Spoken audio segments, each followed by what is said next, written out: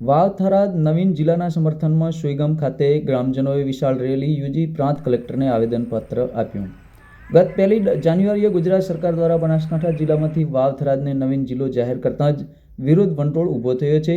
કાંકરેજ, દિયોદર અને ભાભર તાલુકાના લોકો ઓગળને નવા જિલ્લા બનાવવા માટે વિરોધ પ્રદર્શન કરી રહ્યા છે અને ધાનેરા તાલુકાના લોકો બનાસકાંઠા જિલ્લામાં જ રહેવા માંગતા હોવાની કલેક્ટરને રજૂઆત કરી રહ્યા છે. ત્યારે નવો જિલ્લો જાહેર કરતાં જ સરકાર પણ અસમંજસમાં આવી ગઈ છે, જેને લઈ બનાસકાંઠા જિલ્લા કલેક્ટર દ્વારા એક જાહેરનામું બહાર પાડી લોકોને પોતાના મંતવ્યો રજૂઆતો કરવા માટેની 2 ફેબ્રુઆરી સુધી સંબંધિત પ્રાંત કલેક્ટરને લેખિત રજૂઆત કરવાની તક આપતા શનિવારે સરહદી સુઈગામ તાલુકાના લોકોએ વાવ થરાદ નવીન જિલ્લાના સમર્થનમાં સુઈગામ પ્રાંત કલેક્ટરને આવેદનપત્ર આપ્યું હતું, જેમાં સુઈગામ વેપારી association, Suigam bar association, Suigam taluka sarpanch association, સામાજિક, ધાર્મિક અને સંસ્થાઓના પદાધિકારીઓ, ભાજપ કોંગ્રેસના અગ્રણીઓ અને આમ નાગરિકો સહિત મોટી સંખ્યામાં મારો જિલ્લો, વાવ થરાદ જિલ્લો વગેરે બેનર સાથે રેલી યોજી પ્રાંત કલેક્ટર કચેરીએ જઈ આવેદનપત્ર આપી અને વાવ થરાદ જિલ્લાને સમર્થન જાહેર કર્યું હતું.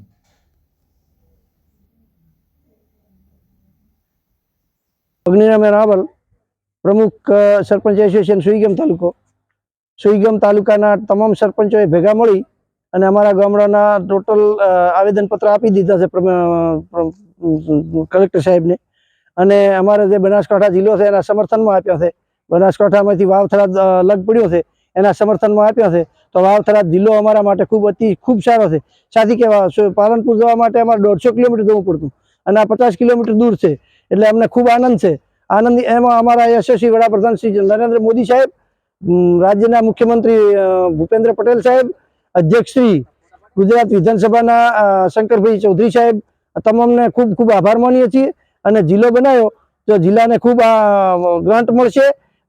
બિલકુલ એને બોર્ડર વિસ્તારનો જિલ્લો છે અને રાજ્યની તથા આંતરિક બોર્ડર પણ છે, રાષ્ટ્રીય બોર્ડર, તો એને ખૂબ લાભ મળશે એને કારણે અમે ખૂબ આનંદિત છીએ અને ખૂબ આભાર. દિયોદર, કાંકરેજ અને ધાનેરા તાલુકાના લોકો જે વિરોધ કરી રહ્યા છે અને એ બાબતે શું કહેશો? દિયોદર, ભાભર અને કોંકરેજને ખરેખર બનાસકાંઠા મૂકવું જોઈએ. સાથી થરાદથી થોડું દૂર છે. બાકી આ તો ખોટો વિરોધ છે. આમાં કોઈ ફરક પડવાનો નથી અને ફરક ન પડે એવી વિનંતી કરીએ સરકારશ્રીને. સુઈગામ તાલુકો બનાસકાંઠાના વિભાજન બાદ વાવ થરાદમાં જ રહે એવું તમે ઈચ્છો છો? હા, અમે એવું ઈચ્છીએ છીએ કે સુઈગામ તાલુકો વાવ થરાદમાં જ રહેવો જોઈએ. કેપી ગઢવી, પ્રમુખ સુઈગામ બાર એસોસિએશન, કોંગ્રેસ અગ્રણી. તાજેતરમાં સરકાર દ્વારા વાવ થરાદ જિલ્લો જે જાહેર કરવામાં આવ્યો એ બદલ સરકારનો સુઈગામ બાર એસોસિએશન અને સુઈગામ તાલુકા કોંગ્રેસ સમિતિ, સુઈગામના વિસ્તારના આગેવાનો વતી સરકારનો આભાર. જે નેતાઓ, જે આગેવાનોએ આમાં રસ લીધો, કોંગ્રેસના એ બધા નેતાઓનો આભાર અને અભિનંદન. તાજેતરમાં રચના થયા પછી થોડાક વિરોધનો શરૂ થયા પછી આજે કલેક્ટર દ્વારા 2 દિવસથી સૂચનો મંગાવવામાં આવશે. એ સૂચનો બદલમાં અમે આજ સરકારને વાવ થરાદ તાલુકો જિલ્લો જાહેર ચાલુ રાખવા માટે અને વાવ થરાદ જિલ્લાને અમે સમર્થન આપીએ છીએ. આવનાર દિવસોની અંદર જે કંઈ નાના મોટી રજૂઆત કરવાની જરૂર પડે તો સુઈગામ તાલુકા કોંગ્રેસ સમિતિ, સુઈગામ બાર એસોસિએશન અને આ વિસ્તારના તમામ આગેવાનો વાવ થરાદ જિલ્લો રહે એના માટે રજૂઆત કરવા અને જ્યાં જ્યાં જરૂર પડે અમે લડાઈ લડવા પણ સમજ છીએ. ફરીથી પણ મેં અગાઉ પણ મીડિયા મારફતે સરકારનો આભાર માન્યો હતો કે વાવ થરાદ જિલ્લો વર્ષોથી આ વિસ્તારની ઝંખના હતી, વિકાસની ઝંખના હતી, રજૂઆત હતી વર્ષોથી. અગાઉ કોંગ્રેસના આગેવાનોએ પણ, ભાજપના આગેવાનોએ પણ રજૂઆત કરી હતી.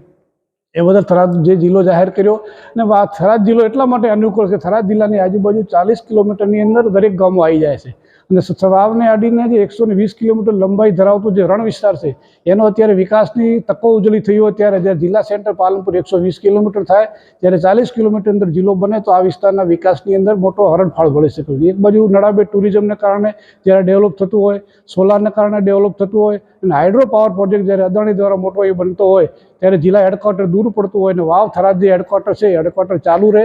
વાવ થરાદના સમર્થનમાં અમે સુઈગામ બાર એસોસિએશન અને વાવ સુઈગામ તાલુકાના તમામ આગેવાનો અને સમર્થન આપીએ છીએ અને થરાદ તાલુકાની જિલ્લાની અંદર રહેવા માટે અમારી સંમતિ જાહેર કરીએ છીએ.